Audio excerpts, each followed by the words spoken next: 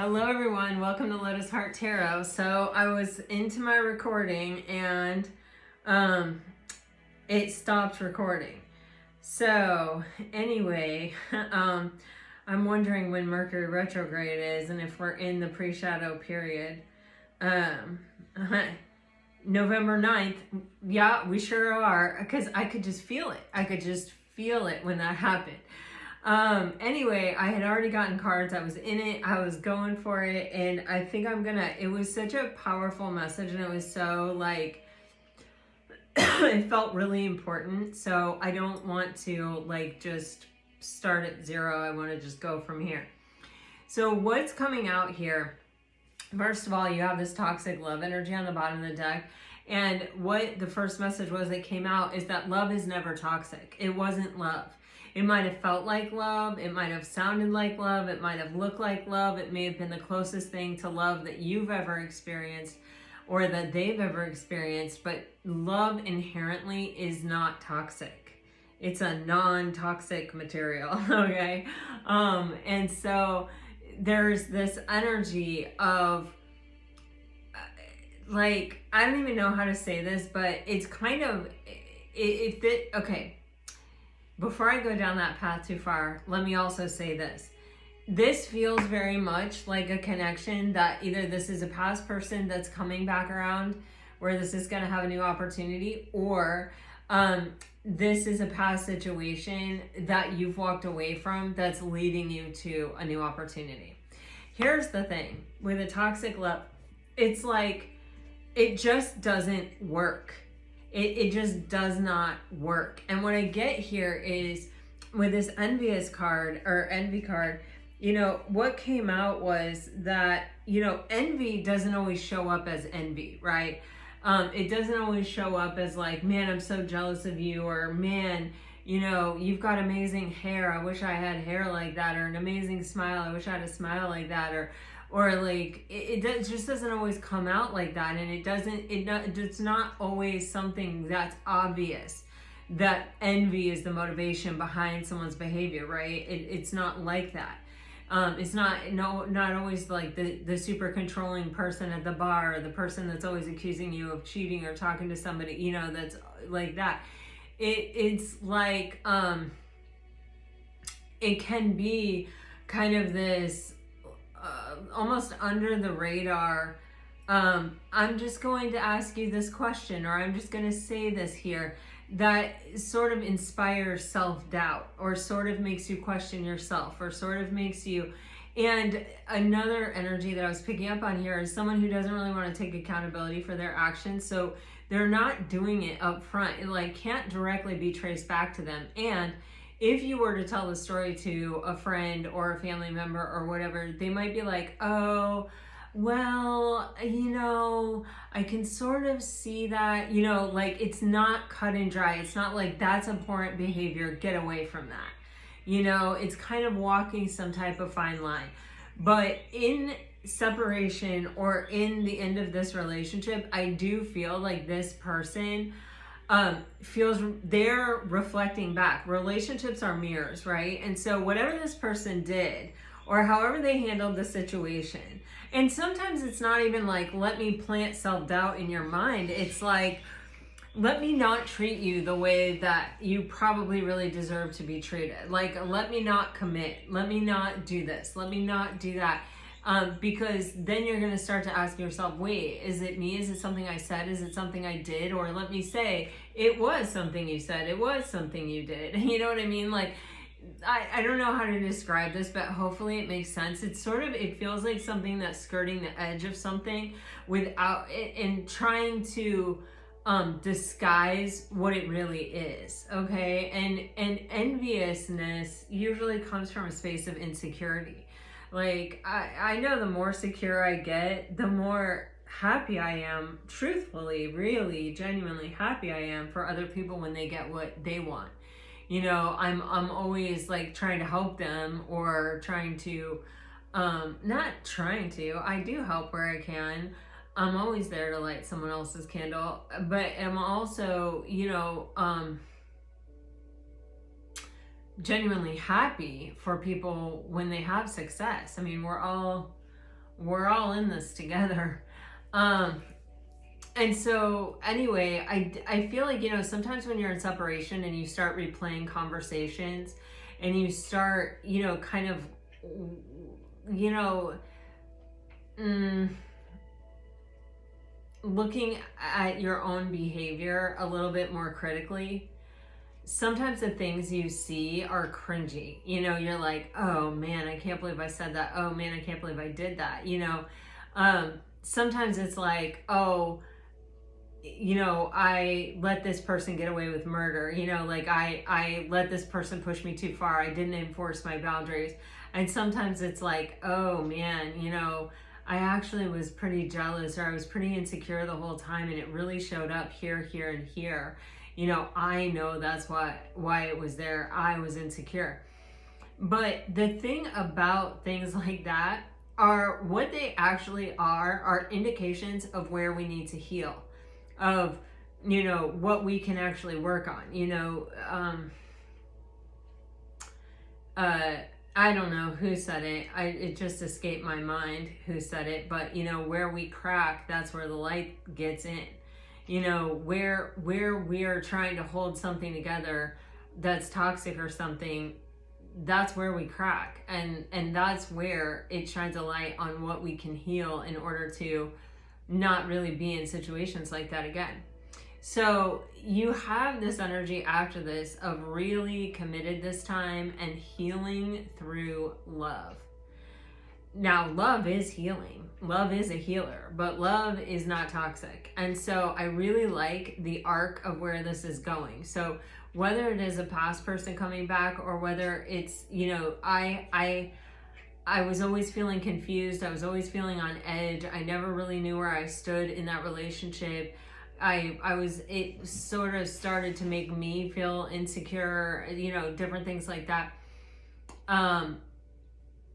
And possibly the guilt can even be our own guilt for overlooking so much, or for staying in something that really wasn't fulfilling us, or really wasn't showing up for us, or really wasn't making us happy for so long, right? So yeah, there's this energy. And maybe we walked away from that relationship and now we're getting a chance at real love. Or maybe it is this person who's kind of acknowledged they're sort of forced to take accountability for their behavior. I feel like kind of almost in the silence. It's like, I can't stop thinking about this situation, or things just keep coming up. You know, memories of, you know, conversations that we had, different things keep coming up. And as they come up, I, you know, cringe at my own behavior, or I sort of see how convoluted or how messed up it was that you said this to me, or, you know what I'm saying, or that I tolerated that, or that I put up with that. That's unlike me, or, you know, it didn't feel good at the time and it really doesn't feel good now looking back on it. Yeah, so there could be a cycle of forgiveness here. You know, it's really important for us to forgive ourselves. That is the ultimate show of kindness and compassion, us to us. You know, it's something we do for ourselves, you know, and only we can do it. So, you know, there is something here where it does feel like you have a relationship showing up here, whether it is a past person or whether it is a new person, where there is some kind of opportunity, you know, to heal. And we can even heal pain of past relationships with someone new, you know, by being treated right, and by saying, oh, see, now I'm holding a standard. Now I have boundaries. Now I don't let people treat me that way. Now I don't stay in spaces that are confusing or are in conflict with, you know, what I know I deserve or what I know I'm worth. I don't tolerate that stuff.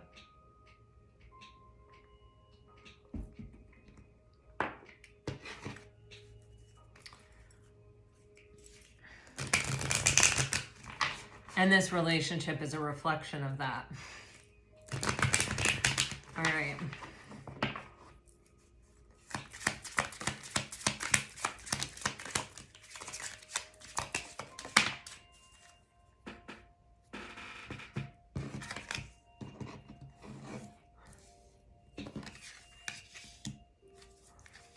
Man, guilt. Gosh, you guys keep getting the same energy, like with two different decks, like almost every day. I feel like that's happening now, which I always feel like that's a really good sign. I feel like that's like those kinds of signs and synchronicities are like showing you that energy is aligning. You know, the cards are really getting specific messages across. Let me read this if I can find some glasses, because I can't read this without glasses. Oh, great. Here we go. You have guilt. Okay, so I just want to read this because here it says stress, anxiety, ashamed, remorseful. And here it says guilt is an unresolved emotional entanglement that makes you reflect on your actions. By letting go of guilt, you can achieve spiritual freedom. Self-forgiveness, Jesus, like these are all the things that I said. Self-forgiveness is an important step toward inner peace. Okay, I don't even know, but clearly that message is very clear. Like that is an important thing for a lot of you because it's coming through, like it's very determined to come through, this guilt message. Okay, we do, you know, forgiving ourselves is really good kind of like emotional and spiritual hygiene. And you know, I think it's really easy for us sometimes to get swept up in this desire to be perfect, and kind of even sometimes when we're evolving or when we have gotten some level of spiritual enlightenment, to feel like we're never going to fuck up again, or like we're never going to make that mistake again because now we know we've learned it. But when, like, for example, if you have been a victim of narcissistic abuse, right? And you go through the whole arc and you learn about it and you heal from it, and I mean as best you can, right? Healing is not crossing a finish line, but you're never the same as you were before you had some kind of trauma in your life or before you were abused. You're never ever going to be the same that you were, and that is why people need to pay for the crimes that they commit, the abuses that they commit, and that's why it is important that we, you know, like a lot of, I don't know why this has been coming through in meditation, and I think it's tied to Virginia Giuffre. I have no idea, but I don't know why the last 2 days I just keep getting her energy in your readings, but there is this energy of, you know, like when we just turn the other cheek, or when someone does something to perpetrate something against us, and we just walk away because we know our voice can't be heard, or it's not going to make a difference, or they're not going to be able to hear us. That doesn't mean that we don't still pursue like justice, right? Or that, you know, justice, that we don't need some kind of justice to come in and happen, you know. Like, I don't even know how to say this, but we do tend to put a lot of the onus on kind of, I hate saying like the victim. I don't know what other words you would say, the survivor, the this, the that of the thing.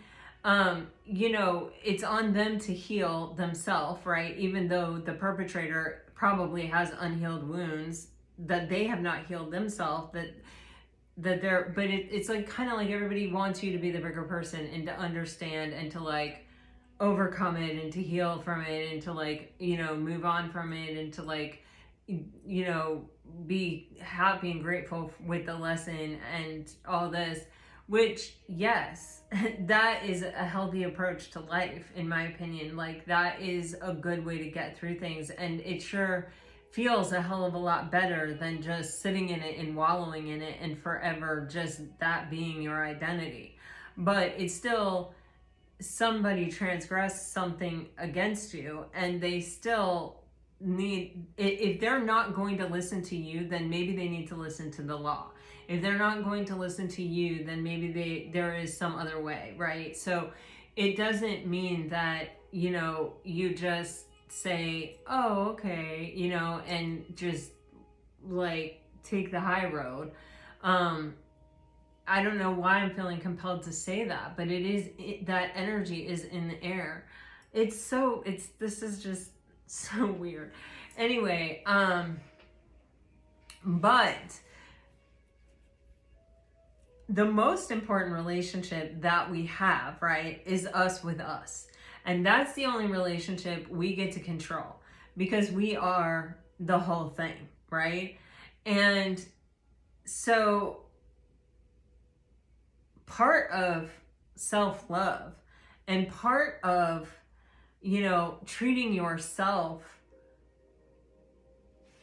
in the highest and best way that you can is understanding that you're human, and releasing things and letting things go, and not carrying all the burdens that everyone else has placed upon you and all the burdens that you are tempted to place upon yourself throughout life, right? Like, I should have known. I should have seen those red flags. I did see those red flags. I knew the moment I met this person. My gut told me, and I did it anyway. I have a lot of moments like that, and I look back and I go, oof, I wish I wouldn't have done that. But I can't do anything about it now. So the only thing I can do is forgive myself for, not listening to my intuition usually. And I can say, now that you know how that shook out, you're going to be really not going to be doing that again. You've learned your lesson, hopefully. And, we are going to mess up again. We are going to have a moment where something catches us the wrong way at the wrong time. And too, like I was about to say, when you have suffered from narcissistic abuse, or not even just narcissistic abuse, any kind of abuse, you are particularly sensitive to that when or if it happens again, right? Like, somebody else comes into your life treating you that way, you can have stronger reactions to it. You can have, it's like abuse of any kind. Like, if you are an alcoholic, or if you are a drug addict, like my cousin, she was a heroin addict and was clean and sober for 90 days and got heroin from this person and did it again, and didn't take into consideration that she'd been sober and overdosed and died. And it's like that, not to be morbid or like, but it was Halloween, and so I think at this time of year I get a little close to that, but it's like a little bit goes a long way. A little bit can get a bigger reaction from any kind of abuse. If you were physically abused and then somebody raises their hand, they don't hit you, but they raise your hand, you're gonna have a strong reaction to that. And you're gonna tense up, you're gonna protect yourself, and somebody may say, oh, you're overdoing it, like, I didn't hit you, or you act like I was gonna hit you. I would not hit you. I'm not that person, and it turns itself on you. You know what I'm saying? That's those things, like, how do I want to say it? I want to say it like, when we forgive ourselves, we come to the greatest space of peace within ourselves through forgiveness, okay? And so when we say, I did what I did, I wish I hadn't done it, or whatever, I wish I would have listened to my intuition, the next time I'm faced with that situation, I'm really going to try. I'm going to do my best to listen to my gut, to my inner voice, to whatever it is. And I'm going to try not to react. I'm going to try to respond. I'm going to try to take that beat. I'm going to try to take that deep breath. I'm going to try to ground and center. I'm going to try to, handle it in the highest and best way that I know how to at the time. But what I'm not going to do is carry around the burden of, like,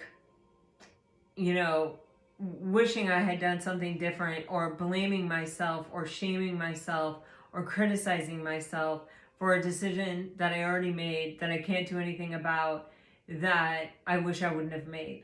It's part of my story. It's part of my life. It's part of what got me here. I learned a lot, and I I forgive myself for it because I'm human. There is no textbook, there is no guidebook, there is no nothing that says, here's how you live life perfectly.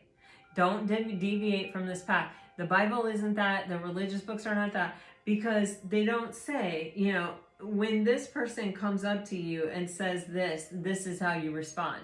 They don't really say that. You know, they can give you examples, or they can tell you stories, or they can say, you know, turn the other cheek, or they can say, you know, like whatever they say. But it is not a guidebook of, okay, in second grade, you're going to walk in and your teacher's going to say this to you. And you know what I'm saying? It's like, you got to let it go. This is like, I don't know where this energy is at or where it's coming from. I can tell you, I can feel Mercury retrograde building. I can just feel it happening right now. It is wild. It is so wild. November 9th. Okay. So, but we're in the pre-shadow period now, and sometimes the pre-shadow and the post-shadow can be as, you know, as strong or stronger than the period itself. I see here, there is, you know, with determination and miracle here with this guilt and this awakening and this expression, it's almost as if the guilt is the seed, and like, I'm determined to overcome this, or to not let this define me or control me. Guilt and shame are just some of the most lower vibrational energies, and if you allow them to exist within you, they will pull you down. You can do everything and anything that you want to raise your vibration, but if you really have a space for guilt and shame, and you don't come to peace with it, and you don't forgive yourself, and you don't do that, it doesn't matter how much high frequency work you do, that lower vibrational frequency is going to pull you down every time. And so there's like this determination, like I keep feeling like I won't let this define me. I'm not going to let this own me. I'm not going to let this be my story. And with miracle, you know, miracles for me are like these unexplainable things that happen that, remind you how connected we are to the divine, and how, you know, we can bring about things on a daily basis. Like, even, you know how I was telling you how you guys have had the same card, guilt and guilt, every day. I feel like every day you've had two cards in the oracle section, the first and second deck, that come out with the exact same phrase on it. And that, I call those little miracles. You know, anytime that happens, because it's such confirmation that these cards are not random. It's not just like cards flying out of a deck. They're messages. You know, like, this is telling you something. This is trying to get your attention. This is a sign. This is a synchronicity. You know, pay attention. And so I call them like the little miracles that happen on my desk every day. I mean, I get them all the time. But when you, in like, I think it's been 3 readings now, I've gotten 2 of the exact same cards in the very beginning of the reading, like in just the same way every day. That's not coincidence. That's it might, you could maybe make an argument that it's a coincidence the first time it happens. Well, like, okay, both of those decks have 70 cards in it. You know, there's a card that has the same phrase on it in both decks. So there is that chance. So it could be a coincidence. 3 days in a row, Spirit is taking all coincidence out of it. You know, they're like, hello, this is not a coincidence. Those messages have meanings. Anyway, there you go. But I feel like there is something here that, you know, when you free yourself from lower vibrational stuff and you free yourself from burdens become blockages. When you free yourself from that stuff by forgiving yourself, by you know, allowing yourself to be human, not expecting yourself to be perfect, you know, accepting all your past mistakes, coming to a place of peace and acceptance with it, it will lead you to like being lighter and raising up spiritually. And this can even kind of, you know, inspire you to like heal on deeper levels. This skepticism on the bottom of the deck, I don't know, it feels like that energy is why I'm explaining it can't really be a coincidence when it happens 3 days in a row. So I don't know who that's for or what that's about, but that's what I gotta offer you about that. Okay, now you are getting Dragonfly, Photograph, Girl Talk, and Butterfly. These are all sort of amazing energies. You know, this feels... First of all, with the Dragonfly and the Butterfly, there's definitely change happening. With Photograph, it's like, it feels really nostalgic. And, you know, this can be you with you, looking back on your own life and like kind of seeing how far you've come, or like really connecting with who you were in those past pictures and then who you are now. That can be a really trippy experience, because sometimes like, even there are pictures from my childhood that I can look at and go, oh, wow. I mean, I remember everything about that day, everything about that moment. When I can connect so easily with who I was, what was important to me, what things I was thinking about, things I was doing, you know, where I was at in that moment, you know. And it's like, and then you think about where you are now and who you are now and how, you know, in some ways you are still that little person, right? But like in other ways, in big, huge ways, you are just so vastly different. And so there could be a sense of nostalgia like that, but there could also be, this can be in relationship to a relationship where somebody may be, you know, really looking at past pictures and feeling really nostalgic and you know, really craving or wanting to make new memories and wanting new pictures. You know, I like, yeah, it's funny with, yeah, I mean,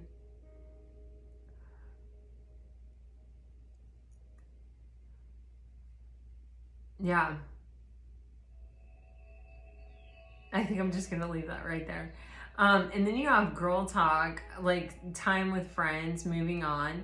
You know, you may have moved on from a past situation, and some of you are continuing on that trend and meeting someone new. And you may be kind of spending some time reestablishing friendships after some kind of breakup, or you have done that. Or you may like feel really close to your girlfriends now after you went through, or it doesn't have to be girlfriends, you know, you can be a masculine and have friends, or even like reconnecting with hobbies, reconnecting with kind of like who you are, what's important to you, but it does feel social in nature.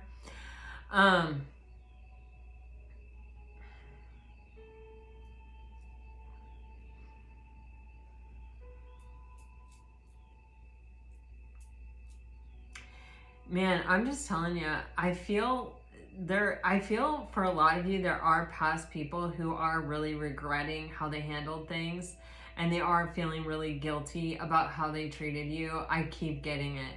I just keep getting it. For some of you, there may be people that are feeling that way that never express it to you, that never come forward, that never tell you, that never endeavor to make things better or to change anything or to fix anything. But for others of you, there are people who are coming forward who really want to bring, you know, change and healing to a connection. For others of you, you've just elevated beyond anything this past thing could really ever offer you, is what I'm getting. Let's dive into the tarot.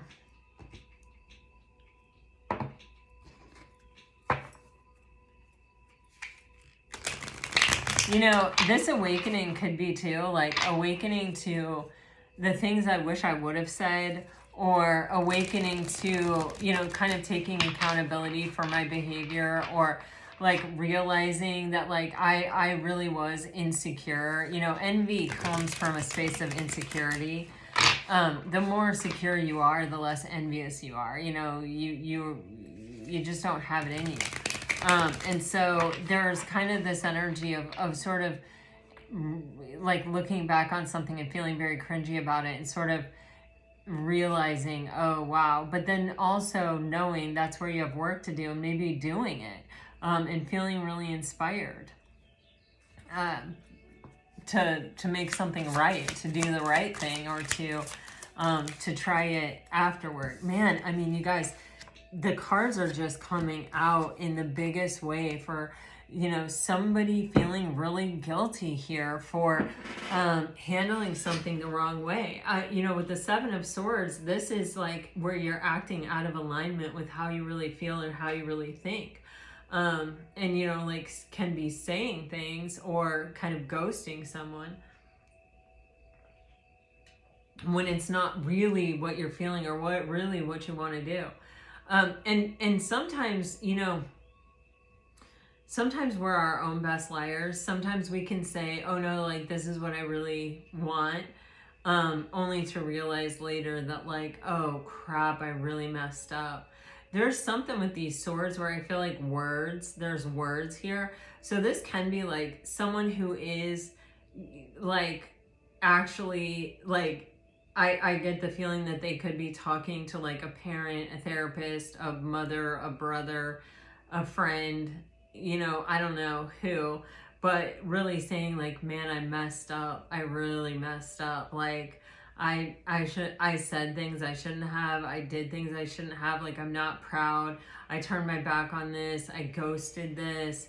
I walked away from this. It really wasn't what I wanted.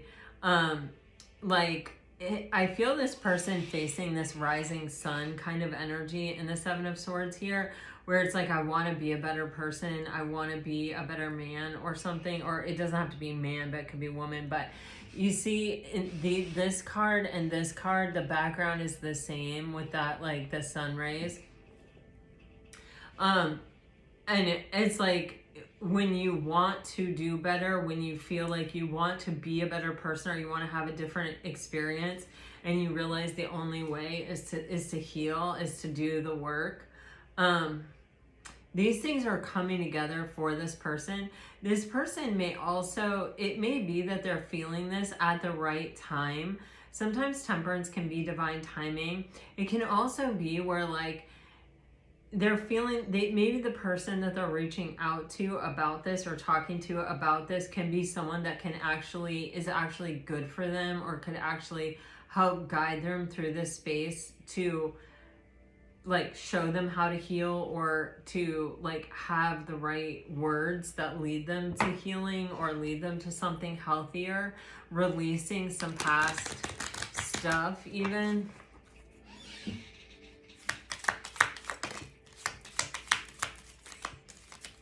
Oh wow, see, yeah, the King of Wands came out, clarifying the Seven of Swords. This person, they walked away from something that they actually really wanted, is what I'm getting.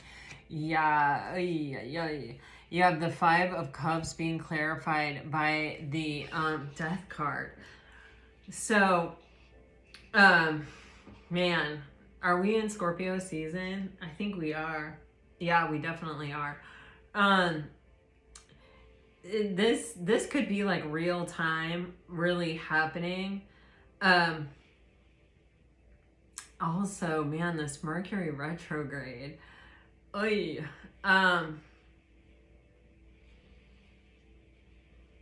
Wow. So yeah, this person really wanted something here and they walked away instead, or their actions went against what they actually wanted. And it's like, I think they knew what they wanted with the King of Wands. They just weren't brave. With the Five of Cups being clarified by the Death card, it's like, this is somebody who's like, I don't want to feel like this anymore. I don't want to constantly be sitting in this space of regret because I'm not brave enough to go after what I want, or to do what I really want to do, or to even say what I really want to say. It's like I there's some element here of I'm always protecting myself. I'm always guarding myself. I'm always trying to prevent suffering. I'm always, it can also be a scarcity mindset where I don't think I'm worthy, or I don't think, it's going to work out for me, or I don't believe in it. And it's like, I need to heal all the reasons why, or all the things that make me feel that way to begin with.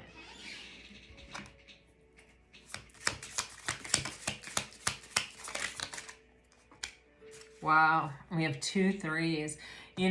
Threes are any Trinity, right? So it can be the Father, the Son, and the Holy Spirit. It can be masculine, feminine, and the divine. And that's what I'm getting, is much more like masculine, feminine, and the divine. And it's like kind of allowing ourselves to be led, or, it's kind of like when everything falls apart, we look to, that's what a lot of times really leads us to spaces of spirituality, to like figure something out, to find something deeper, to find some measure of hope in the darkness, right? And so with the 3 of Wands and the 3 of Pentacles, the 3 of Wands, especially with that Temperance that we just had on the bottom of the deck, there's kind of this energy of, it takes time, but I'm beginning to have hope. I'm beginning to heal. I'm beginning to feel like I can believe that something good is going to come, or that something good is happening, or that, I am headed in even the right direction, or that even, what I'm asking for out in the world is coming toward me, it's like, we're on a crash course collision path. Like, we're not going to miss each other. We're going to come together. But I can finally look to the future and feel optimistic about it, or feel like, it could work out. And with the 3 of Pentacles, of course, this is where we share a vision, share a plan, and collaborate. We have the ability to build something strong here. And we're working together to do that. In order to work together in this kind of way with a shared vision and a shared plan, there has to be trust, there has to be hope, there has to be belief, not only in each other, but in ourselves, and our ability to come through, not just for ourselves, but also for the other. And that's a really powerful position. That's a really powerful place. So there is some kind of hope and optimism that this person is now feeling about their ability to connect and to build and to be able to share a vision and to be able to share a plan, or that someone that they would have this potential with is on their way, the ship is coming in. This person is coming towards them. With the Empress here, this is, I have willed it to be so. I believe that it is happening. I believe that I am a limitless being, and that I have the power to create this in my life and call this in and be this in my life. And I have taken all the steps to be this frequency for myself in my life. So this could be you, or this could be someone coming towards you, Pisces.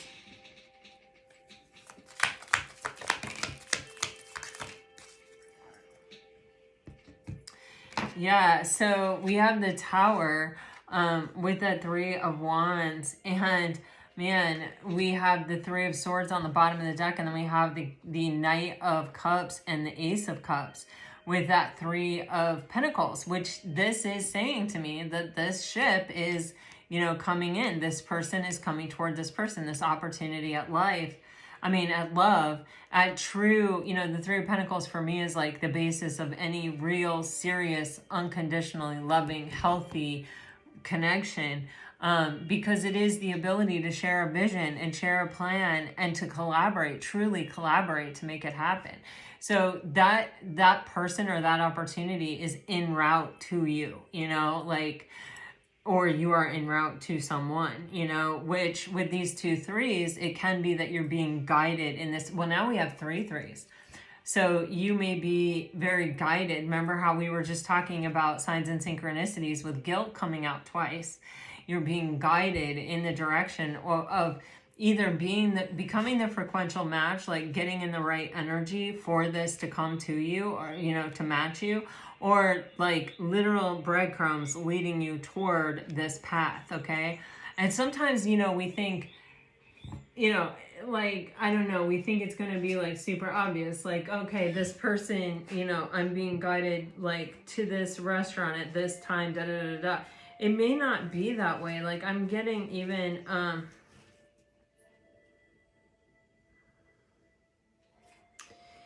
I'm getting,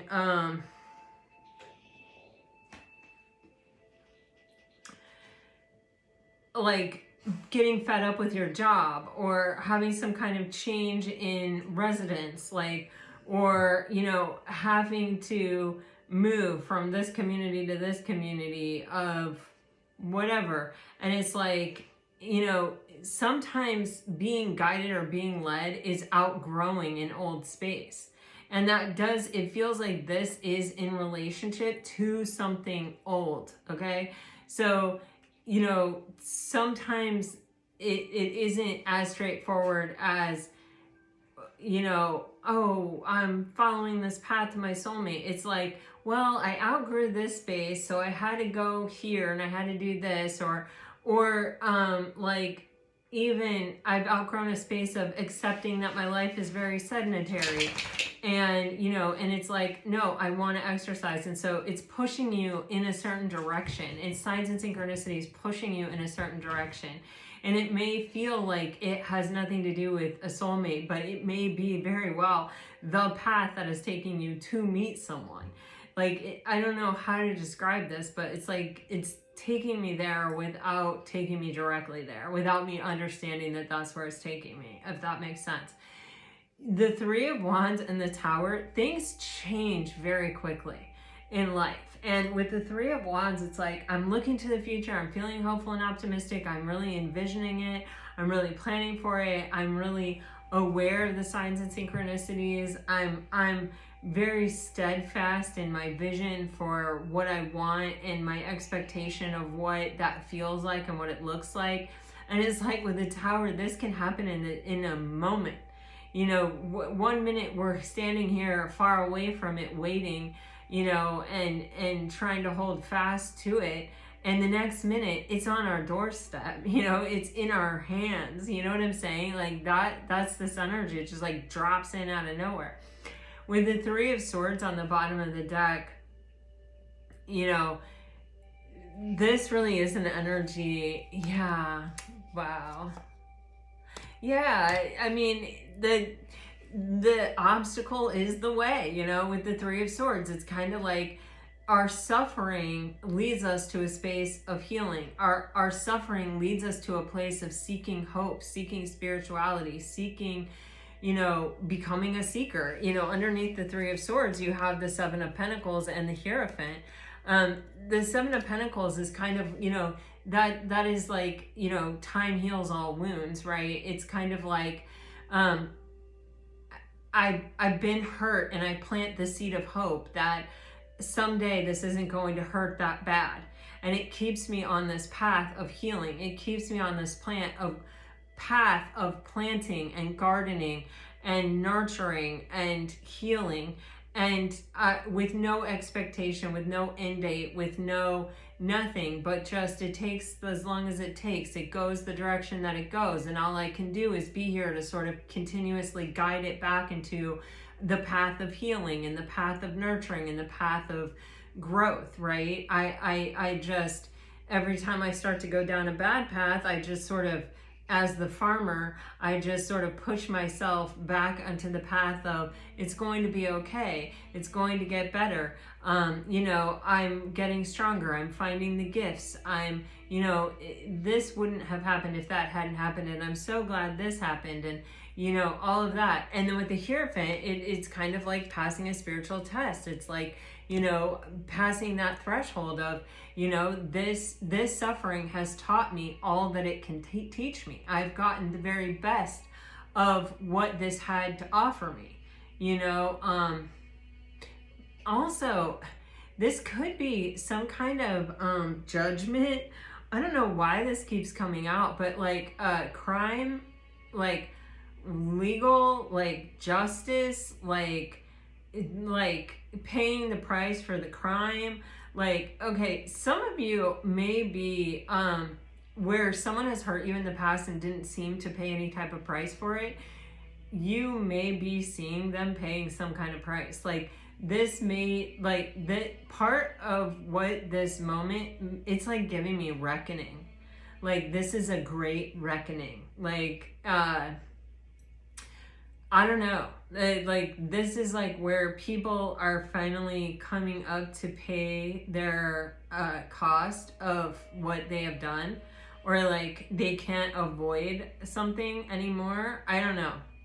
Take it as it resonates. I don't know. I feel like I'm going off on a path, but the more I go down that path, the more calm I feel, which for me is like an indication that, yeah, there's truth on that path. There may be even a kind of a shift here where like people who have been, I do not want to say the word victimized, but that is the word that's coming to me. But like people who have had a hard time, you know, have like trustingly and lovingly been moving through life to be, and have been deceived or mistreated or taken advantage of. There's some shift happening at this time, it feels as though, where things are changing very quickly and good things are going to be happening to those people at this time, and not so good things are going to be happening to other people at this time. Like, this is how it feels. Take it as it resonates. I don't know. Okay? I don't wish bad on anyone. Okay? There's some cycle that's completing here. There just is. Damn. Look at this. I mean, you guys are getting the Ace of Cups for the second time, boom, right in a row. This is like huge confirmation. You have some kind of new love. You have some self-love. You got some healing.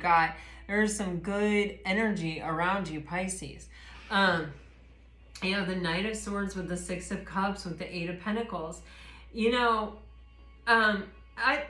sometimes the Knight of Swords can be a bit of an energy that's like, I see the warning, but if I kind of overlook it and just move through this quickly, maybe I can get it to a point where that warning really wasn't necessary. It's like a mental game that we play with ourselves in order to get ourselves to take a risk that we really shouldn't take, or that our intuition is warning us not to take. You know, I don't like the word should or shouldn't. The same thing. So there's like this energy of like, well, if I just sort of like go quickly, there's a recklessness to it. Like, I'm definitely getting a warning here, but like, I'm just gonna kind of convince myself to roll with it. You know, I don't know what this is, okay? But with the Six of Cups, it's like looking back on those times and kind of like where they led. And with the Six of Cups, there is this sense of innocence and compassion and like, well, you didn't know then what you know now, and you wouldn't have known it if you hadn't taken that risk. And while we may wish we hadn't taken that risk, we would have heeded the warning of our intuition. You know, we learned a lot from it. With the Eight of Pentacles, this is a piece of our journey to self-mastery, to understanding ourselves, and to, I'm getting like, have control over ourselves. Like, understand the energy exchange of the universe. Like, I know that sounds like a lot, but like, that's how it's really coming. It's like, well, when I do this, when I ignore my intuition and take this action, then I put myself in a place where, you know, I've got to eventually kind of forgive myself for doing that. You know, it doesn't lead me to a good place. It leads me to a place where I have to, you know, kind of, you know, forgive myself for that choice. And so self-mastery is, I'm at the precipice of this. I have learned this lesson. I'm making a different choice this time. I'm not going to make the same choice. take it as it resonates. You have a new opportunity coming in. You got the Ace of Cups, and then you have the World card on the bottom of the deck. And you know what? How do we change a cycle? We make a different decision. And that's really what that Eight of Pentacles is signifying to me. It's like I find myself in the same position, or I find myself in a position where I feel the warning bells and whistles going off. And instead of sort of powering it through it like I have in the past, or ignoring it and just doing it anyway, or just, you know, compelling myself to take the risk and see what happens, I'm going to heed the warning. Like I'm going to do a different thing this time. And it seems with this Ace of Cups here, this is leading us towards something kind of good.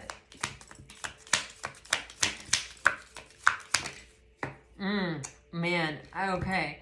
So we have the King of Swords, and then we have the Empress. And we just saw the Empress, you know, energy on the bottom of the deck. And so now we're getting it again. And this is where, you know, the Empress, yeah, she has mastered herself. She has mastered her fear and doubt. She has mastered this, you know, not listening to herself. Like she's grounded and centered and sitting in that chair, and nothing external to her is going to compel her to do something that she doesn't want to do. She's the damn Empress.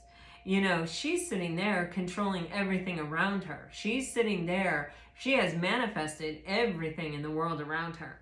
Everything is exactly as she wants it to be. Nothing is impossible for the Empress. And she is the pillar of consciousness in the room. Like it responds to her. She doesn't respond to it. And this is a change. And this change has happened as a result of her mastering herself. And then you have the Ace of Cups with the King of Swords, and you have the Ace of Wands on the bottom of the deck. So this is a new opportunity. It is something that you really do want. And you are going to have the wisdom to see it for what it is. And with it being the King of Swords, you will have the ability to control your own thoughts in order to be able to have it. What was that song? We Belong. Oh my God. We belong. I'm not going to lose you to the thoughts that complicate your mind. This is the thing. It is about self-mastery of our own way of thinking. And that makes us amazing manifestors. And it also makes us, you know, relationships are always going to trigger our insecurities. They're always going to trigger, you know, everything that we have going on within us that is unhealed or unfinished or, you know, lower vibrational. It's going to pull all that up, you know. And with the King of Swords here, it's like it may pull it up, but it's pulling it up from my subconscious into my conscious mind, where it's only empowering me and I have the capacity to release it. I can see it for what it is and I can let it go. I am the master of my thoughts. My thoughts do not master me. So you're having an opportunity here where a major cycle is ending of quote unquote toxic love. And I think I keep coming back to this about love is not toxic. Like you may have really awakened to that. You may really now have a deeper level understanding of what love is. Just you with you, having to forgive yourself, understanding forgiveness, knowing that when someone else really loves you, they quickly and easily forgive and move on because they love you. And this isn't for deliberate acts of, you know, cheating or whatever. This is like, I forgive you that you were short-tempered today, or, you know, that, you know, you like, I'm trying to think of something. When my husband hears me record my messages, he says, I wish you always talk to me in the voice that you use when you're recording your videos. And I was like, I don't. And he was like, not always. And I was like, oh my gosh. And I felt so bad. And I was like, well, I've strived now to always talk to you the way that I talk in my videos. So I'm working on that. But, you know, so he has probably forgiven me a million times for, you know, maybe being short or, I don't know, because I don't deliberately, you know, I know sometimes when I have a lot on my plate or a lot on my mind and he'll start talking to me, I'm like, wait, I'm in the middle of cooking a cake and dinner and, you know, like, and now you're trying to tell me something complicated. Like, I don't have the bandwidth for it. But I don't think I'm ever like mean, you know, like I don't think I'm ever nasty. My mom was, and that's why I'm particularly not, you know, I deliberately have trained myself not to be because I find it so abhorrent. But anyway, I don't know. It's forgiving. That's all I can say to you. And I know my husband is so forgiving. Oh my God, he really is. He's so good. Anyway, because I'm not a perfect person at all, and he never makes me feel like bad or inadequate or anything, you know what I mean? He's so cute. Anyway, the thing about it is that you have learned that like what is toxic and what is not, and like what like cruelty looks like and how it comes in all kinds of forms, and that, you know, two things can be true at the same time. You can have feelings for someone who isn't good for you, and even though those feelings are deep and even though this and that, it's just so hard for me to say. It's hard for me to pinpoint, but sometimes you know what something is by knowing what it isn't. And like I tell you, one of the things that really taught me what love was is reading 1 Corinthians 13 over and over and over again, and just reminding myself that is what love is. It really is. I kind of consider Jesus to be the yogi of love. And I just think that he was like the most loving being that ever walked on the planet. You know, he just was love in such a way that like other people are not or have not been. And it, you know, unconditionally loving. Oh my goodness. And so I always think like that is the deepest, most incredible expression of love. Anyway, not to be long-winded here, but I go to that and I'm like, okay, that is love. You know, love is not manipulation. Love is not control. Love is not mean to you and then I apologize to you. Love is never abusive. Love, it does not make you feel lucky that you have it. You know, it just loves you for the sake of loving you. It is love, you know?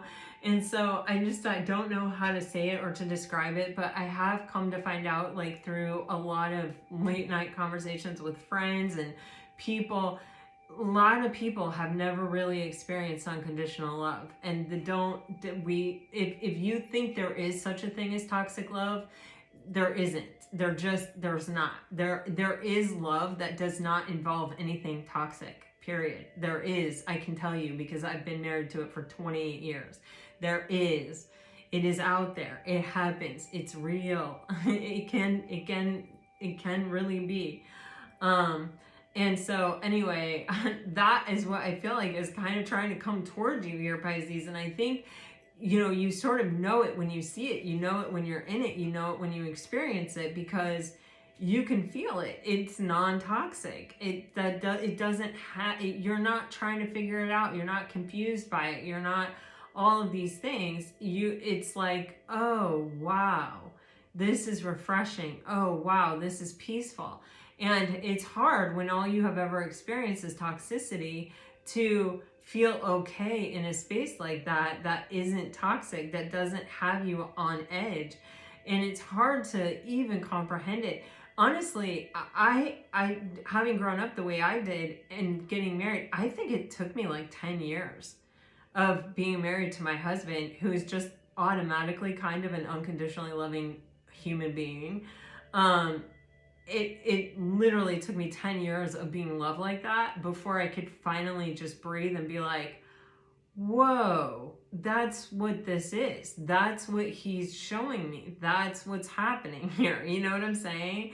It's not easy to go from toxicity to something that is not toxic and like he sort of trust it, relax into it, you know, understand that that is actually what's happening here, you know, and like, yeah. I really want that for each and every one of you. I really hope that for you. I can tell you this. I know with every fiber of my being that you deserve it. I do know that you are worthy of it. And I do believe with every fiber of my being that it is out there for you. I really do. I wouldn't be here doing this. That's why I do this. All right, if you're dealing with a water sign, you're getting daydreaming. I am overcoming my fears, controlling, and I had no idea you would end up meaning so much to me. Love is a healing thing. It really, truly is a healing thing. All right, if you're dealing with a fire sign, you are hard to forget, indecisive. I don't care what people think anymore, and I want to talk to you. If you are dealing with an earth sign, I just want to go back in time. I remember everything you said. I won't let you go, and I am ready for more than just texts. If you are dealing with an air sign, you are getting, I'm afraid to trust. Bunchy, come here. Old flames, guarded, and passion. Hey, girlfriend, did you wake up from your nap? Yeah. Mm. Oh my gosh, look at my babies. All right, well, my dogs need some attention, clearly. They've just both come to get it. All right, guys, this is what I have for you. I really hope it helps. I hope it brought you some peace and clarity today. And man, I am sending you off with all my very best. And man, until next time, guys. Bye-bye.